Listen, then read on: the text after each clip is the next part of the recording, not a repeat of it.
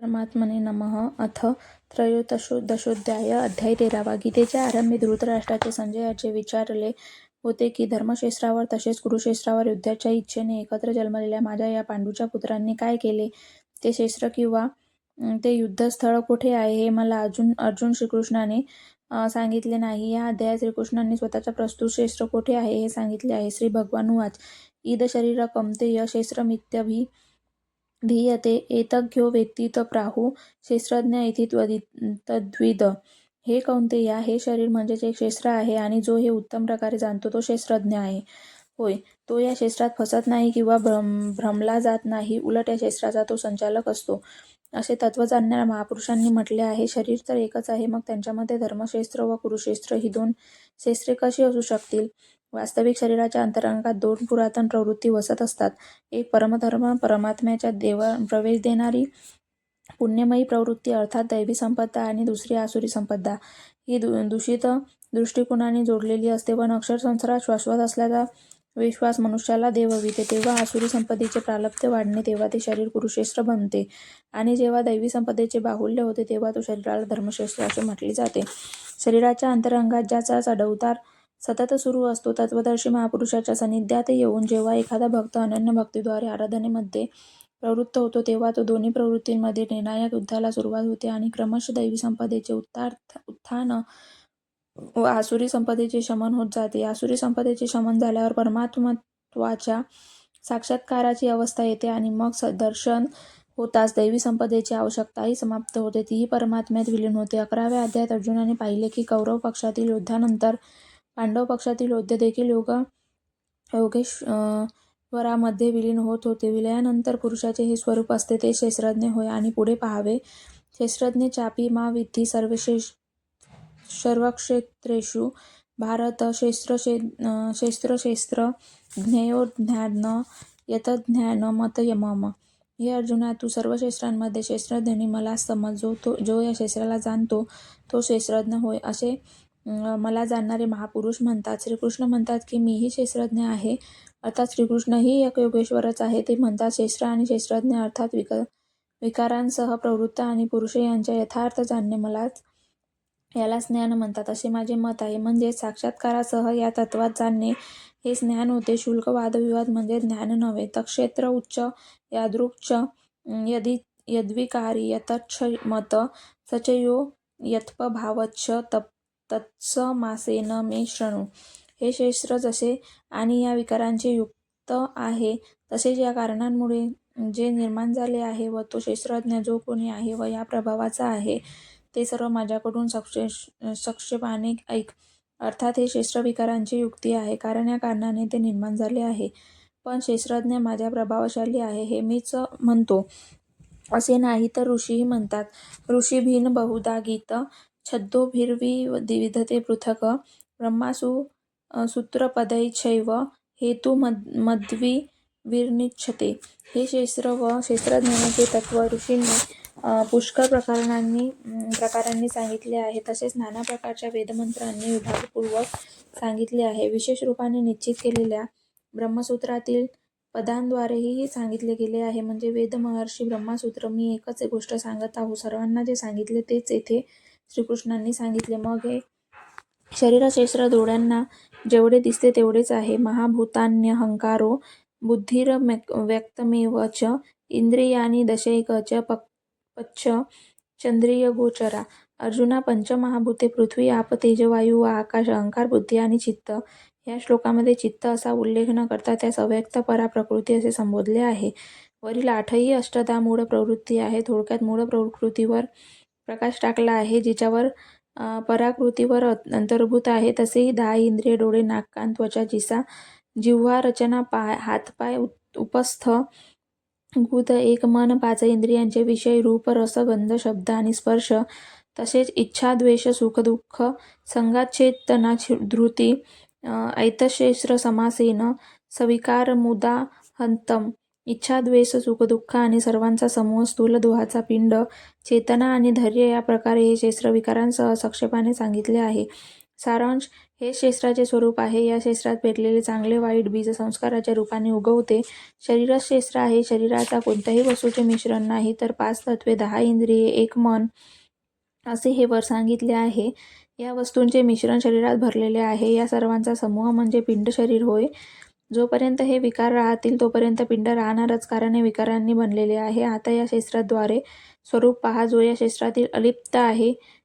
अमानित्व, मदा भित्वमहिंसा, क्षंतिराजर्वम, आचार्योपासन, शौच, स्थैर्यमात्म विनिग्रह. हे अर्जुना, मान अपमान अभाव, दंभाचरणात अभाव, अहिंसा अर्थात स्वतःच्या तसेच इतर कोणाच्याही आत्म्याला कष्ट न देणे इतके अहिंसा होय. अहिंसेचा सर्व साधी मुंगीही मारू नये इतकाच नाही. श्रीकृष्ण म्हणतात की स्वतःच्या आत्म्याला अधोगतीकडे नेऊ नका. त्याला अधोगतीकडे नेणे हे हिंसा होय आणि त्यांची उन्नती करणे हे शुद्ध अहिंसा होय. असा पुरुष इतर आत्म्यांची उन्नती करण्यासही उत्सुक असतो.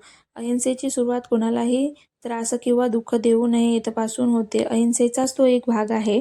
श्रमभाव, मनाची व वाणीची सरळता, उपाय, आचार्योपासना अर्थात श्रद्धा, भक्तीसहित सद्गुरूंची सेवा आणि त्यांच्या उपासना, पवित्र अंतःकरणाची स्थिरता, मन आणि इंद्रियांसहित शरीराचे निग्रह आणि इंद्रियार्थेषु वैराग्यमनड्डकार एव च जन्ममृत्युजराव्याधिदु खदोषानुर्दर्शनम. या लोकींच्या व परलोकींच्या भोगांच्या आसक्तीवरचा अभाव, अहंकाराचा अभाव, जन्ममृत्यू, वृद्धावस्था, रोग व भोग इत्यादींमध्ये दुःख दोष आहेत यांचे वारंवार चिंतन करणे, असक्ती, किरण भिन्नड, पुत्रदारगृहादिषु नित्यच समाचित्तत्वमिष्टा नेष्टोपपत्तीषु, स्त्री, पुत्र, धनगृह इत्यादींमध्ये आसक्ती नसणे, प्रिय किंवा अप्रिय गोष्टींची प्राप्ती झाली तर चित्तांची समता राखणे, ममिचानन्य योगेन भक्तिरव्य विचारिणी विवक्त्य देशसे विक्त्व मरती जर्नसंसादी. माझ्या ठिकाणी श्रीकृष्ण योगी होते, अर्थात अशा प्रकारच्या कोणत्याही महापुरुषाठायी अनन्य योगाने अर्थात योगव्यतिरिक्त अन्य अशाचेही स्मरण न करता अव्ययविचारिणी भक्ती करणे, इष्टदेवाखेरीज दुसरे कोणाचेही चिंतन न करणे, एकांत स्थानाचे सेवन, मनुष्याच्या समुदायात राहण्याची आसक्ती नसणे, हेच अध्यात्मज्ञानीयत्व. तत्त्वज्ञानार्थदर्शनम एतज्ज्ञानमिति प्रोक्तमज्ञान यदोन्यथा. आत्म्यांचे अधिपत्य असलेल्या अध्यात्म ज्ञानाचा एकरस स्थिती आणि तत्त्वज्ञानाचा अर्थस्वरूप जो परमात्मा, त्यांच्या साक्षात्कार हे सर्व ज्ञान आहे आणि त्यांच्याहून हे निराळे आहे, विपरीत आहे, हे सर्व अज्ञान असते असे म्हटले आहे. परमतत्व परमात्म्याच्या साक्षात्काराबरोबर प्राप्त होणाऱ्या अनुभूतीचे नाव ज्ञान आहे. 4थ्या अध्यायात त्यांनी म्हटले होते की यज्ञाच्या पूर्तीनंतर यज्ञ जे शेष ठरतो त्या ज्ञानामृताचे पान करणारा सनातन ब्रह्मात प्रवेश करतो. म्हणून ब्रह्माच्या साक्षात्काराबरोबर मिळणारी जी अनुभूती तेच ज्ञान होय. तेथेही म्हणतात की तत्त्वज्ञानारूपी परमात्म्यांचा साक्षात्कार म्हणजे ज्ञान आहे. याहून हे विपरीत आहे, हे सर्व अज्ञान आहे व नमूद केलेली सर्व लक्षणे या ज्ञानास पूरक आहे. येथे पूर्ण प्रश्न झाला. ज्ञेय यत्परवक्ष्यामि यज्ञात्वामृतमनुश्नुते अनादिमत्पर ब्रह्मान् सत्तत्रा सदुच्यते. अर्जुना, ज्याला जाणून घेणे अत्यंत योग्य आहे तसाच ज्यास जाणून घेतल्यानंतर मृत्य मनुष्य अमृतत्वास प्राप्त होतो ते मी तुला चांगल्या प्रकारे सांगतो. त्या अधिरहित परब्रह्म्यास ना सत म्हणतात ना असत, कारण जोपर्यंत ते वेगळे असते तोपर्यंत ते सत आणि असत. जेव्हा मनुष्य त्यात एकरूप होतो, समाहित होतो, तेव्हा कोण कोणाला काय म्हणणार, कारण तेथे दैवाचे भान राहतच नाही. दोघेही समरस होऊन एकत्वास पावतात. अशा स्थितीमध्ये ते ब्रह्मा सतही नसते व असतही नसते. हे ब्रह्मावस्तू स्वये सहज आहे. सर्वत प्राणिपाद तत्सवर्तो श्रीशिरोमुखम सर्वत श्रुतिमल्लोके सर्वमावृत्य तिष्ठति. या ब्रह्माला सर्व बाजूंनी हातपाय आहे, सर्व बाजूंना डोळे, मस्तक व मुख आहे. तसेच सर्व बाजूंनी त्याला कान आहे, सर्व बाजूंनी ते ऐकणारे आहे, कारण त्या सर्वांना व्यापून राहिलेले आहे. सर्वेंद्रिय गुणाभास सर्वेंद्रियविवर्जितम असक्त सर्व भूचैव निर्गुण गुणभोक्तच. हे सर्व इंद्रियांच्या विषयांच्या जाणणारे असते, तरी ते इंद्रियासहित आहे. ज्याला कोणतेच इंद्रिय नाही, ते आसक्तिरहित व निर्गुण असूनही सर्वसाधारण करणारे व सर्वांचे पोषण करणारे आहे आणि सर्व गुणांचा भोग करणारे आहे. अर्थात सर्व गुणांचा ते आपल्याला समजावून टाकते. श्रीकृष्णही हेच म्हणतात की मी यज्ञ व तप भोगणारा आहे. शेवटी तर सर्व गुण माझ्या ठायी विलीन होतात. बहिरतंच भूतानामचर चरमेव च सूक्ष्मत्वा तत्त्वविज्ञेय दूरस्थ चान्तिके च तत्. हे ब्रह्मा सर्व भूतमात्रांच्या बाहेर व आत परिपूर्ण भरलेले आहे. चर व अचर रूपेही तेच आहेत. सूक्ष्म आपल्यामुळे ते दिसत नाही. ते अविज्ञेय आहे, जाणण्यास दुष्कर आहे. ते मन व इंद्रियांच्या पलीकडे आहे. सर्वच ते अत्यंत समीप आहे व दूरही आहे. अविभक्त च भूतेषु विभक्तमिव च स्थितम् भूतभर्तृ च तज्ज्ञेय ग्रासिष्णु प्रभा विष्णूच. हे ब्रह्मा अभिव्यक्त अखंड असूनही चराचर भूतांमध्ये नाना प्रकारची विभागल्यासारखे भासत आहे. जाणण्यास योग्य असा तो परमात्मा समस्त भूतमात्रांना उत्पन्न करणारा आहे. तोच त्याचे भरण पोषण करणारा आहे. अंती तोच त्याचा संसारही करणारा आहे. या ठिकाणी बाह्य व आंतरिक अशा दोन्ही भावांचे वर्णन केले आहे. उदा. बाहेर जन्म आणि आत जागृती. बाहेर पालन व आत योग्य श्रेम. बाहेर शरीराचे परिवर्तन आणि आत सर्वस्वाचा विलय. अर्थात भूतांच्या उत्पत्तीचा, कारणांचा लय आणि या लयांबरोबर आपल्या स्वरूपाला प्राप्त होणे ही सर्व या ब्रह्मांची लक्षणे आहे. ज्योतिषामपि तज्ज्योतिस्तम प्रमुच्यते ज्ञानध्येय ज्ञानगम्य हृदि सर्वस्य विदिष्टम्. ते यज्ञ ब्रह्मा ज्योतींचीही ज्योती असून ते अंधाराच्याही पलीकडे आहे, असे ज्ञाते म्हणतात. ते सर्व ज्ञानरूप आहे, सर्व ज्ञाता आहे, जाणण्यास योग्य आहे आणि ज्ञानानेच प्राप्त होणारे आहे. साक्षात्कारांबरोबर प्राप्त होणाऱ्या अनुभूसी ज्ञान म्हणतात. अशा ज्ञानाचेच त्या ब्रह्माची प्राप्ती होते. ते सर्वांच्या हृदयात असते. हृदय हे त्याचे निवासस्थान आहे. इतरत्र शोधून सुद्धा ते मिळणार नाही. म्हणून हृदयात ध्यान म्हणून धरून अर्थात योगचारणा करून ब्रह्माची प्राप्ती करून घेता येते. इति शेस्र तथा ज्ञानज्ञेय चोक्त समासत मद्भक्त एतद्विज्ञाय मध्वायो यपघ्यते.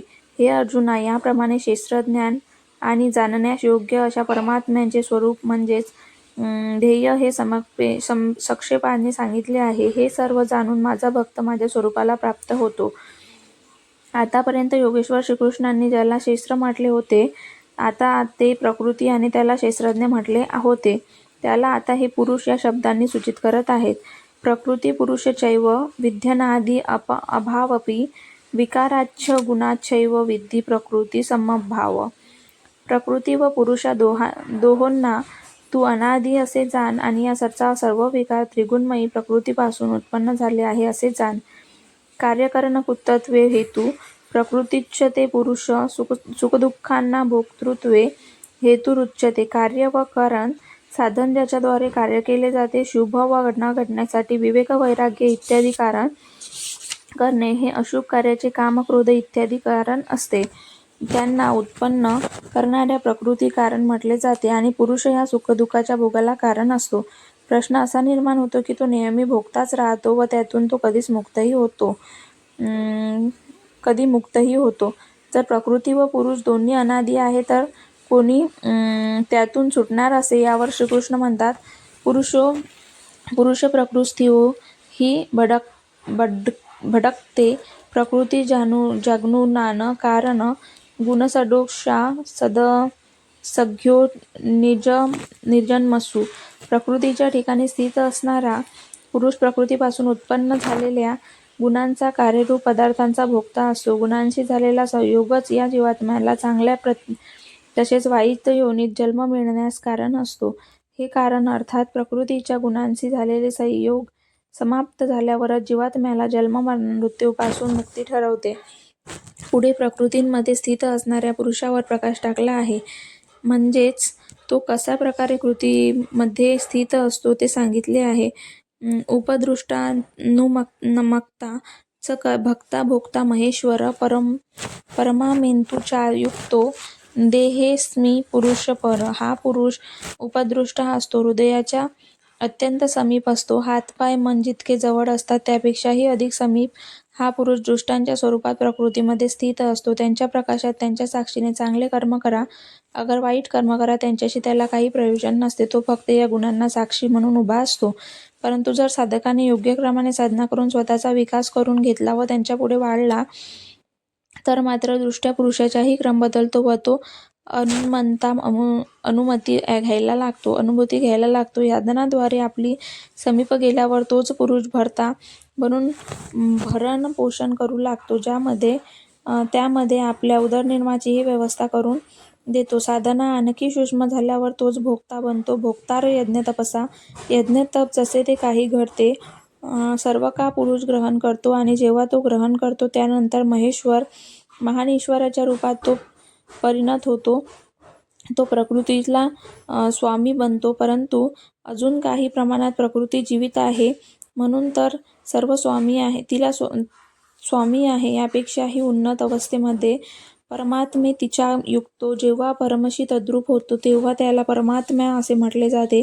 अशा प्रकारे शरीरात राहत असूनही हा पुरुष अर्थात आत्मा पर असतो, या प्रकृतीच्या सर्वथा पलीकडे असतो. फरक इतकाच आहे की सुरुवातीला तो इष्टांच्या स्वरूपात असतो, क्रमश विकास होत होत परमला स्पर्श करून परमात्म्याच्या रूपात तो परिणत होतो.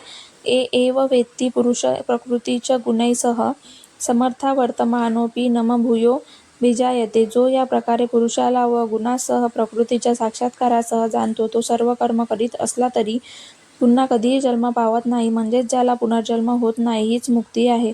आत्तापर्यंत श्रीकृष्णांनी ब्रह्मा आणि प्रकृती यांना प्रत्यक्ष जाणल्यावर प्राप्त होणाऱ्या परमगतीवर अर्थात पुनर्जन्मापासून मिळणाऱ्या मुक्तींवर प्रकाश टाकला आहे. आता आराधना ही ज्याला मुख्य प्रक्रिया आहे, ज्या योगावर प्रकाश टाकत आहे, या कर्माला कार्यरूप दिल्याशिवाय कोणालाही परमतत्व प्राप्त होत नाही.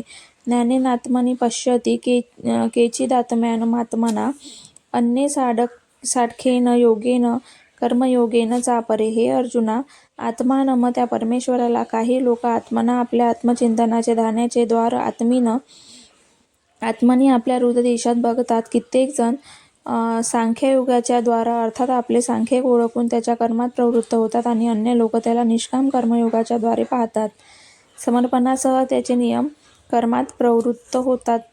प्रस्तुत श्लोकात मूळ साधना आहे ज्ञान. या ज्ञानाच्या प्रवृत्त होणाऱ्यासाठी सांख्ययोग आणि निष्काम कर्मयोग हे दोन मार्ग आहे. अन्ये त्वेवमजानतत श्रुत्वा निभ्य उपासते तेपि चातितरनेप मृत्यू स्मृती पारायणा. परंतु ज्यांना साधनेचे ज्ञान नाही, अध्यात्माचे ज्ञान नाही, असे इतर लोक अनेभ्य आत्मतत्त्व जाणणाऱ्या महापुरुषाचा उपदेश ऐकून श्रद्धेने भगवंताची उपासना करून आणि असे त्यांचा उपदेश मग्न झालेले पुरुष सुद्धा या मृत्युमुखी संसारसागरात निश्चितपणे तरून जातात. तेव्हा कोणताही योगमार्ग साधन आला नाही तरी मनुष्याने सत्संग करावा, संतांच्या सान्निध्यात राहावे. यावत्स जायते चिकित्सत्व स्थावर जगडमम क्षेत्रज्ञ संयोगात तत्विधी भरतवर्ष. हे अर्जुना, स्थावर जंगम म्हणजेच चर आचर अशी जी काही वस्तू निर्माण होते ती तू क्षेत्र व क्षेत्रज्ञ यांच्या संयोगापासून निर्माण झाली आहे असे जाण. प्राप्ती केव्हा होते यावर ते म्हणतात, समसर्वेषु भूतेषु तिष्ठस्थ परमेश्वरं विनश्यत्स्व विश्वशन्त य पश्यन्ति स पश्यति. हे पुरुष विशेष रूपाने नष्ट होणाऱ्या चराचर सर्व भूतांमध्ये अविनाशी परमेश्वराला समभावाने स्थित असलेला पाहतो. तोच याला यथार्थाने पाहू शकतो, जाणू शकतो. अर्थात प्रकृती विशेष रूपाने नष्ट झाल्यावर परमात्मा स्वरूप प्रकट होते, यापूर्वी नाही. यावरच 18व्या अध्यायात सांगितले होते. भूत भवोद्भव करो विसर्ग कर्मसन्निध्य. भूतांचे ते भाव, ते चांगल्या अथवा वाईट अशाचीही संस्काराची सुरचना करतात. ते मिटून जाणे, नष्ट होणे ही कर्माची परमकाष्ठा आहे. त्यावेळी कर्म पूर्ण असते. ते जेथेही सांगितले आहे. जो चराचर भूतांना नष्ट होतात आणि परमात्म्याला सर्वत्र स्वभावामुळे स्थित आहे असे पाहतो तोच त्याला यथार्थ पाहतो. पश्यन्ति सर्वत्र समवस्थिती मीश्वरम न हीनस्थ्यात्मनात्मन तेतो यती परागतिम. कारण जो पुरुष सर्वत्र समभावाने स्थिर असणाऱ्या परमेश्वराला समान जसा आहे तसा पाहतो तो आत्मघात करून घेत नाही. कारण ईश्वर जसा होता तसा त्याने पाहिला व म्हणून तो परमगती पावतो. अशा परब्रह्मास्वरूपी प्राप्त होणाऱ्या पुरुषांची लक्षणे पुढे सांगितली आहे.